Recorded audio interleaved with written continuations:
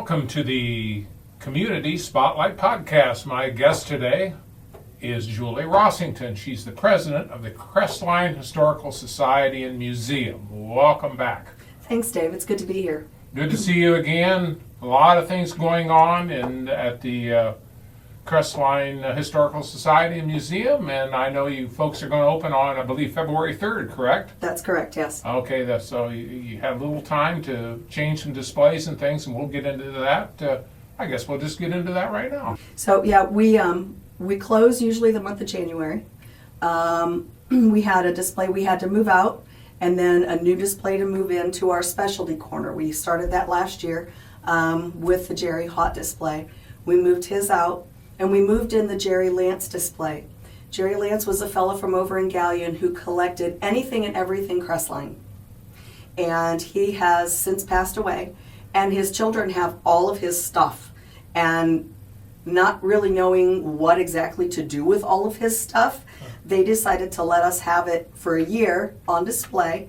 So we have his collection in one corner, and then at the end of the year, we get to go through that, decide what we would like to keep, and they will let us have whatever it is that we want out of there, and then the rest of it they will take back and disperse in their own way.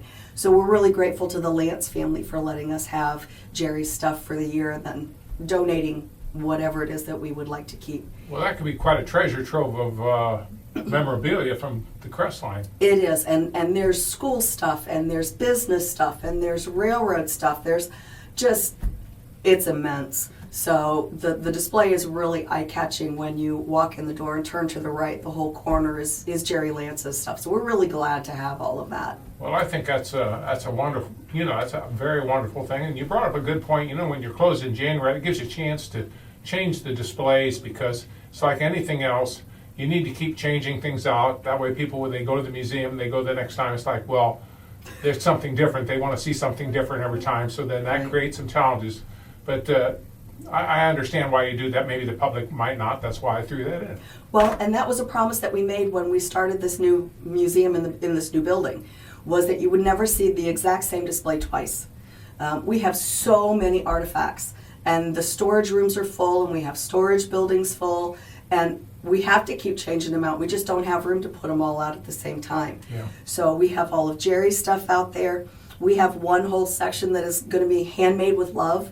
So it's everything handcrafted, hand painted, hand sewn.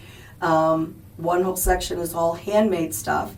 I have rearranged a bit of things and put out some new things in the military display.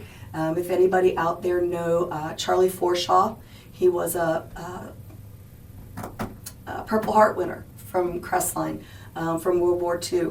We have all of his things, and I found all of those, and I have those out on display. We've also highlighted Docky Bauer in one corner, and anybody who's ever been around Crestline anywhere knows Docky Bauer. She was extraordinarily well-known gal. So we have her things out, along with miscellaneous other things in the other pods that are new and different. Yeah, another issue I would think, I won't say issue, but something that's very important would be membership, correct?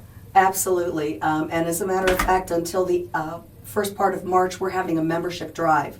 We're encouraging people to join the Crestline Historical Society. It's $10 for a single, $20 for a family, and $150 for a lifetime membership.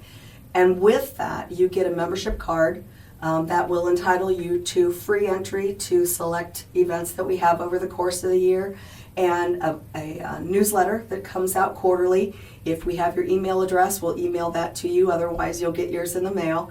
And then knowing that you are supporting the historical preservation of artifacts from Crestline is really important. So we have our membership papers out there on Facebook if anybody wants to look those up. We've also had them printed in the Crestline Advocate. So if anybody has access to an advocate, you can find the membership forms there. Now, I know another part of your lifeblood of the historical societies, you need volunteers, and therefore you really need a little training when it comes to becoming a volunteer, don't you? Absolutely. We always have volunteer forms out on a table when you come in to visit the museum, and anybody who wants to fill out a form is more than welcome to. What I kind of feel is an issue is people are like, yeah, I want to volunteer, but what does that mean? You know, what do I have to do in order to be a volunteer? So what we've done is organize a volunteer orientation day. So on February the 3rd, before the museum opens for the year at 1 o'clock, we're having an orientation day. So anybody who's interested in becoming a volunteer, anybody who has filled out a form but isn't quite sure what all might be involved, is invited to come to the museum at 1 o'clock on February the 3rd. And what we're going to do is run over what's involved, how to open the museum, how to close the museum, the days that they can volunteer and what would be involved in that, special events that we have. And that's where we run into trouble. If we decide to have a special event, we need more people. And Yes. we have people on a list, but they're like, oh, I don't know what's gonna, what I have to do. So we're gonna go over all of those things so that perhaps you're more comfortable with saying, oh yeah, I can come and do that. Yeah. I can greet people at the door. I know how to turn the lights on and off and lock the door and all of those sorts of things. So it won't take very long, but it's important information. We've actually become quite well known for our third Sunday events. I believe we're the last historical society in the area to have those actually fly for any period of time. So we have the first three already lined up. February 18th, which is a Sunday at 3 o'clock, is the History of Pioneer Cooking with Mike Hoker. Mike's from over around Galleon. He's done this program in several places around the state. So we're really looking forward to having him come in. He's came here and he did my old show. Oh, His he's show, sorry. It's very good at that. He's a fount of knowledge. The guy is just, he's got it all in his head. I've got all these notes. I don't think he needs any of that stuff. He just knows it all by heart. Right. On March 17th, it's going to be something a little different. One of our really strong sponsors is the Fraternal Order of the Eagles, Irene number 859. And I don't know if everybody knows this, but the Eagles Club as a whole, as an organization, supports medical projects, both on a national level and on a local level. So we're going to have members of the Eagles Club come in and tell us about those projects. They have actually sponsored one of the pods in the museum, and for the first couple of years it was the medical pod, just because they sponsor these projects locally and nationally. So they're going to come and tell us about that on March 17th at 3 o'clock. Okay.